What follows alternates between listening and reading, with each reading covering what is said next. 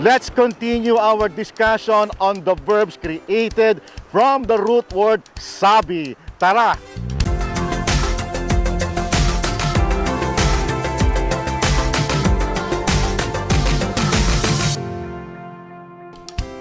Kumusta po kayo? Welcome back! Narito po ako sa bayan ng El Nido sa probinsya ng Palawan. Isa sa pinakamagandang isla sa buong mundo.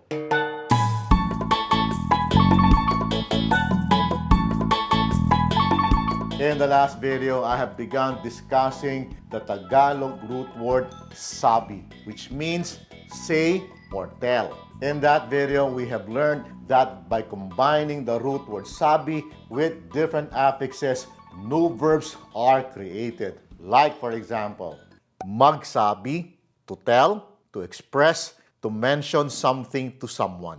Masabi, to mention, to be able to say something. Sabihin, to tell or to say something to someone. And sabihan, to inform or to advise someone. We also learned how to use these verbs in the imperative form. That is the form that is used to command or to request someone. Much of the nuances in our sample sentences have been discussed in that video. So if you have missed that video, do check it out. The link is in the description box down below.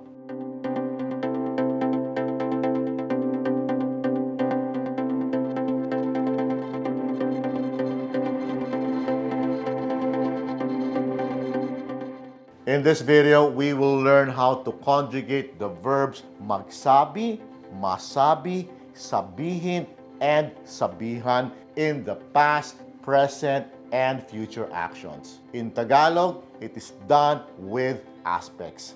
From this verb table, you can see the prefixes change depending on how they are conjugated in the completed, progressive, contemplative, and recently complete aspects. The prefixes are represented by the yellow letters, and the white letters represent the reduplicated first syllable of the root word sabi, sa. The progressive aspect or nagaganap is when the action is currently happening. On the other hand, the completed aspect or naganap is when the action has been completed. While the contemplative aspect or magaganap is when the action is about to occur. Last is recently complete or katatapos. It is when the action has just occurred some short time ago. As you can see from the verb table, there is only one recently complete form for all of the different verbs. We will use these verbs in simple sentences. But before that, please make sure that you have subscribed by clicking on the subscribe button and the bell notification button so you'd be updated of new videos. Alright? Also, please remember that actor-focused verbs emphasize the actor or the doer of the action, and that subjects are generally group 1 pronouns, but with exceptions.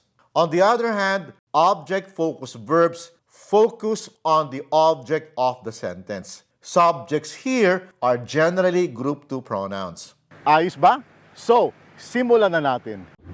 In this video, I'm gonna try something new. I will discuss the verbs one by one and conjugate them in the completed to the contemplative aspect. I will be discussing the recently complete aspect last. Alright, tara! Nagsabi ako ng totoo. I told the truth, or I told what is true. Nagsasabi ako sa iyo ng totoo. I am telling you the truth, or I am telling you what is true. Magsasabi ka ba ng totoo? Will you tell the truth, or will you tell what is true? Ba is a question marker. I've discussed that in previous videos. But what is important to remember is that when you hear the word ba in a sentence, then that sentence is in the question form. Got it? Nagsabi siya ng saloobin niya. He or she expressed his or her feelings. Nagsasabi ka sa akin ng sikreto mo. You are telling me your secret. Magsasabi na kami ng gusto namin. We will now say what we want.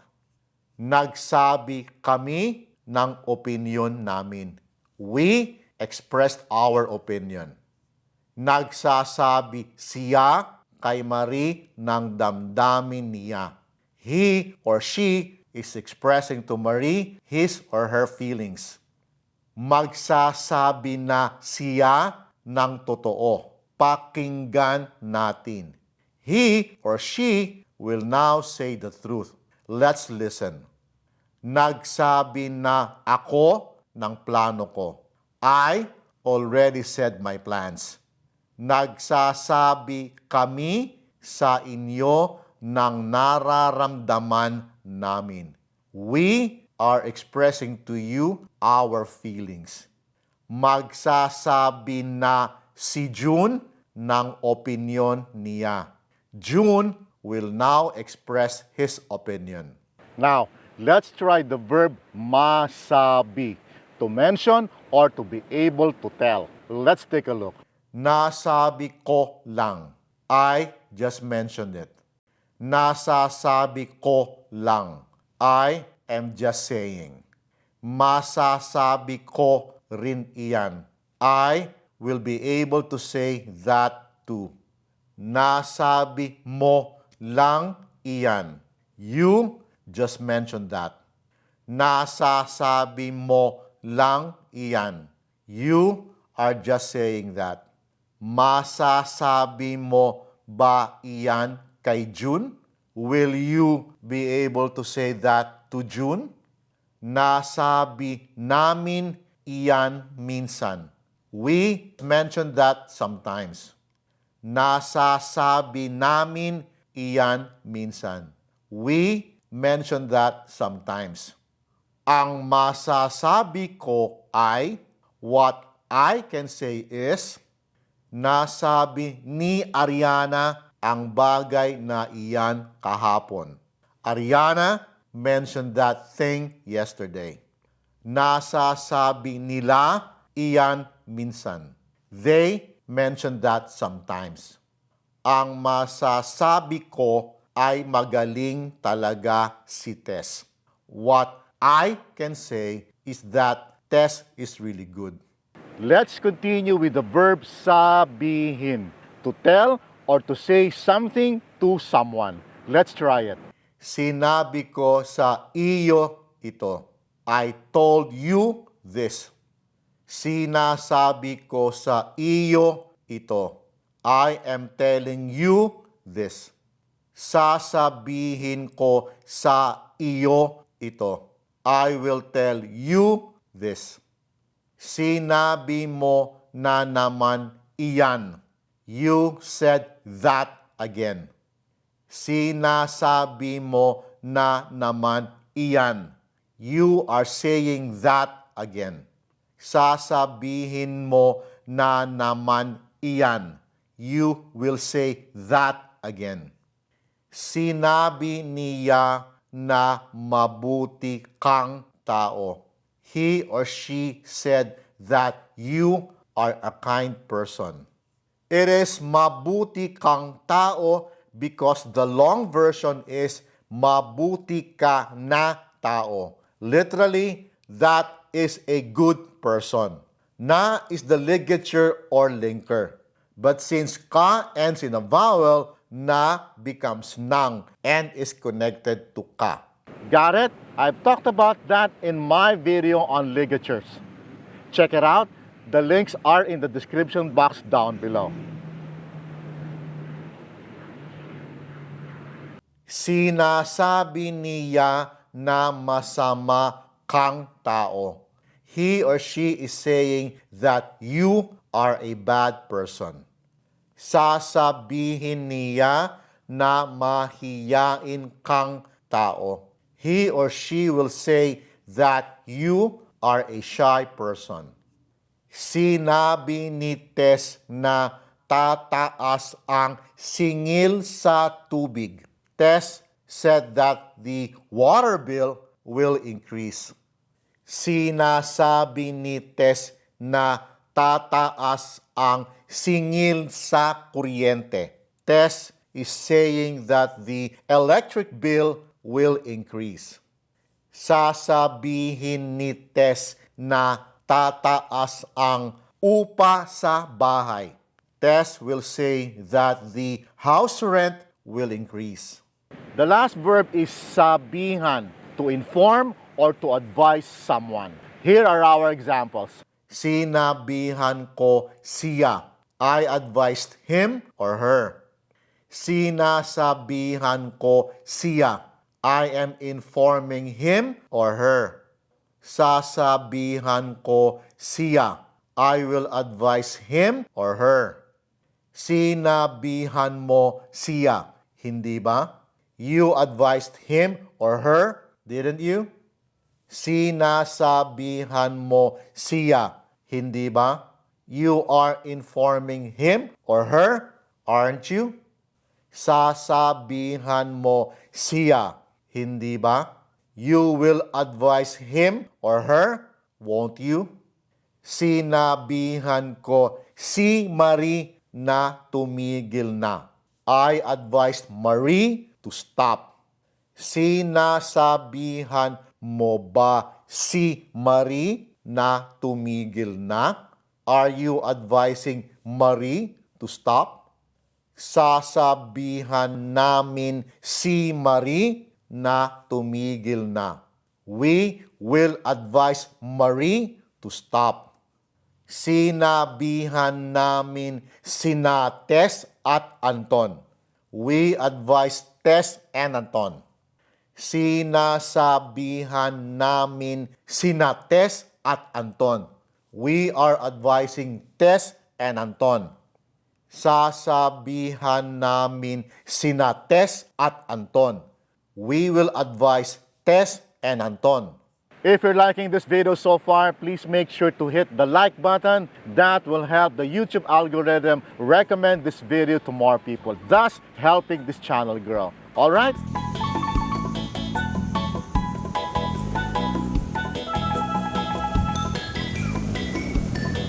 Finally, let's talk about the recently complete aspect, and that is kasasabi.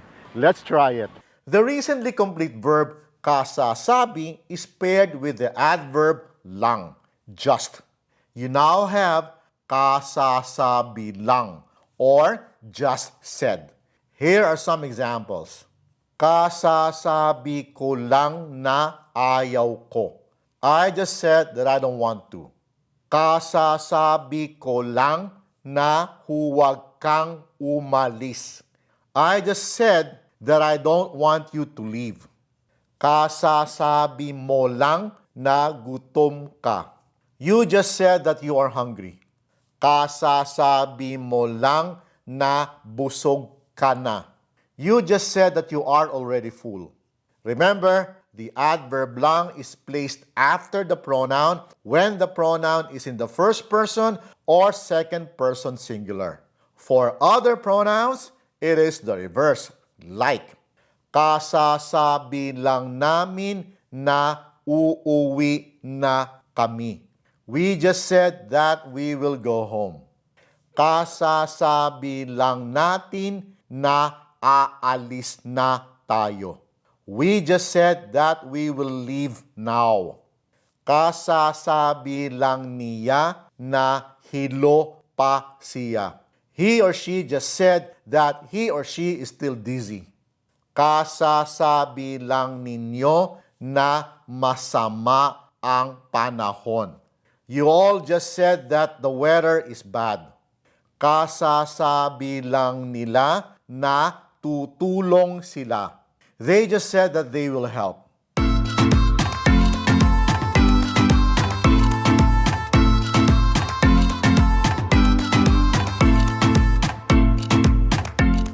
There you have it.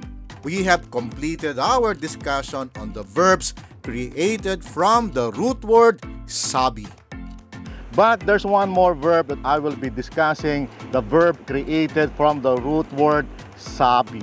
That verb is pagsabihan, to admonish, to warn, or to reprimand. And I will be discussing that next time, so please be sure to catch that.